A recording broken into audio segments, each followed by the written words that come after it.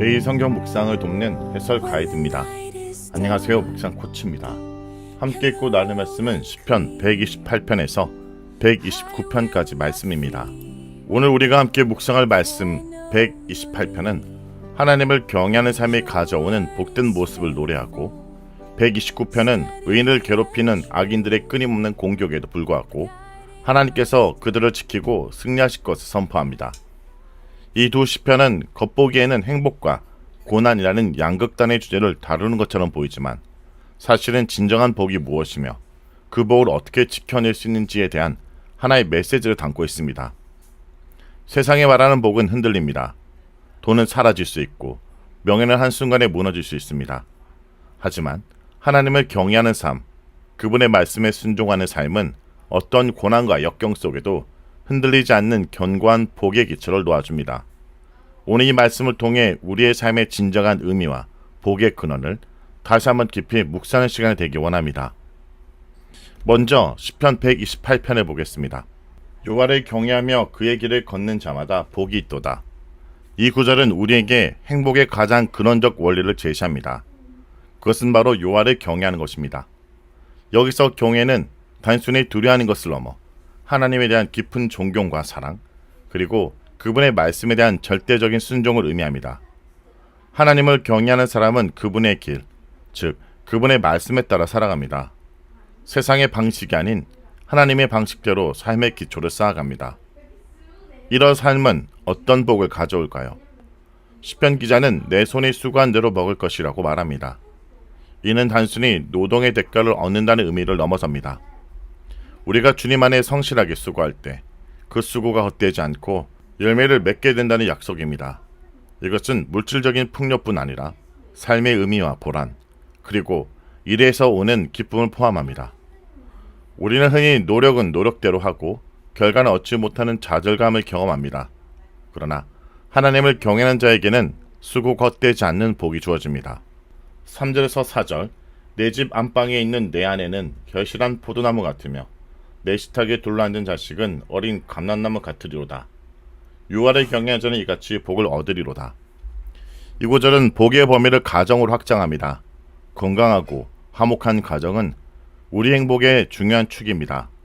결실한 포도나무 같은 아내는 가정을 풍요롭고 아름답게 가꾸는 어머니를 상징하며, 어린 감람나무 같은 자식들은 든든하게 뿌리 내리고 성장하여 가정을 굳건히 지켜줄 미래를 의미합니다. 세상의 행복이 개인적인 성공에만 집중하는 반면, 성경은 가정 공동체의 건강성을 진정한 복의 중요한 요소로 강조합니다.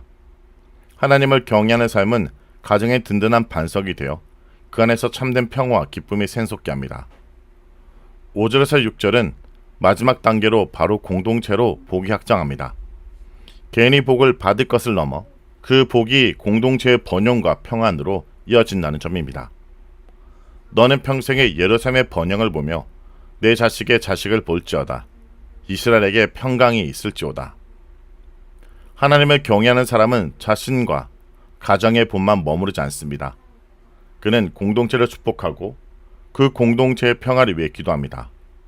시온과 예루살렘은 하나님의 임재와 공동체를 상징합니다.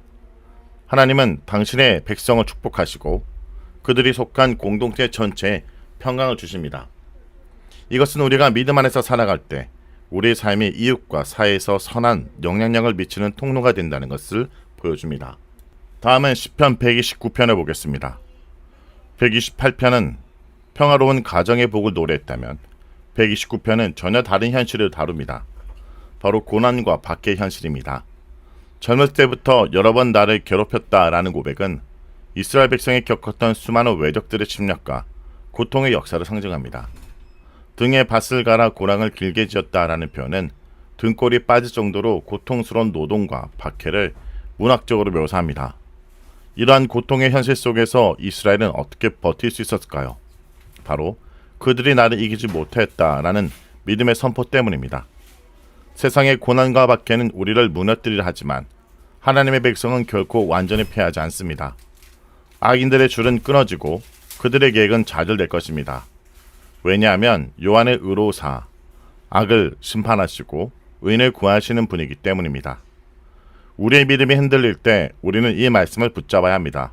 5절에서 8절은 악인들의 결국을 묘사합니다. 그들은 지붕의 풀과 같습니다. 잠깐 푸른빛을 띠는 것처럼 보이지만 깊이 뿌리내지 못하고 곧 시들어 버립니다. 그들의 성공은 겉으로만 화려할 뿐 그 안에는 아무런 열매도 없고 영원한 가치도 없습니다. 주수꾼의 손과 품에 차지 않았다라는 것은 그들의 노력이 아무런 결실도 맺지 못하고 헛되게 될 것임을 의미합니다. 결국 악인들은 그들의 헛된 삶에 대한 증언을 얻지 못할 것입니다. 지나가는 자들도 그들을 축복하지 않을 것이라는 말씀은 그들의 삶이 하나님과 공동체의 축복에서 완전히 단절될 것임을 의미합니다. 이 구절은 우리에게 진정한 승리와 성공은 오직 하나님 안에서만 가능하다는 것을 다시 한번 상기시켜 줍니다. 세상이 추구하는 성공은 지붕의 풀처럼 일시적이지만 하나님을 경외하는 삶은 영원한 결실을 맺습니다. 시편 128편과 129편은 서로 보완되며 우리에게 중요한 진리를 가르쳐 줍니다. 진정한 복은 평안하고 평화로운 환경에 있는 것이 아니라 하나님을 경외하는 삶, 그 견고한 기초 위에 세워진다는 것입니다. 128편이 보여주는 복된 삶은 129편이 말하는 고난과 박해 속에도 흔들리지 않는 믿음이 뒷받침될 때 비로소 진정한 의미를 갖습니다. 우리 삶은 종종 128편의 평화와 129편의 고난 사이를 오고 갑니다. 때로는 모든 것이 순조롭게 풀리는 것처럼 보이다가도 예상치 못한 고통과 시련이 우리를 덮칠 때가 있습니다. 그때 우리는 낙심하고 좌절하며 하나님은 어디 계시는가 하고 묻습니다. 그러나 오늘 말씀은 우리에게 그럴 때일수록 더 깊이 하나님을 신뢰하고 그분의 말씀에 순종하라고 도전합니다. 129편의 이스라엘 백성처럼 우리가 젊었을 때부터, 아니 우리가 살아온 모든 세월 동안 고난이 우리를 짓눌렀을지라도 우리는 이기지 않았습니까? 우리는 무너지지 않습니다. 왜냐하면 하나님께서 우리를 붙들고 계셨기 때문입니다. 성도 여러분, 오늘 하루뿐 아니라 우리의 모든 남은 삶을 하나님을 경외한 자로 살아가기 원합니다. 우리 가정을 말씀 위에 세우고 우리의 수고를 주님께 맡기기 원합니다. 고난이 닥칠 때마다 흔들리지 말고 나를 괴롭혔으나 나를 이기지 못하였다라고 담대히 선포하기 원합니다. 그럴 때 우리는 이 세상이 줄 수 없는 영원하고 견고한 복을 누리게 될 것입니다. 말씀을 놓고 기도하겠습니다. 주님, 시편 128편과 129편의 말씀을 통해 진정한 복이 무엇인지 깨닫게 하심을 감사드립니다. 세상의 헛된 욕망을 쫓아 달려가며 불안해했던 우리의 마음을 주님께 올려드립니다. 주님, 우리가 하나님을 경외하는 삶을 살게 하옵소서. 주님 말씀에 순종하며 우리 손으로 수고한 모든 일에 주님의 복이 임하게 하옵소서.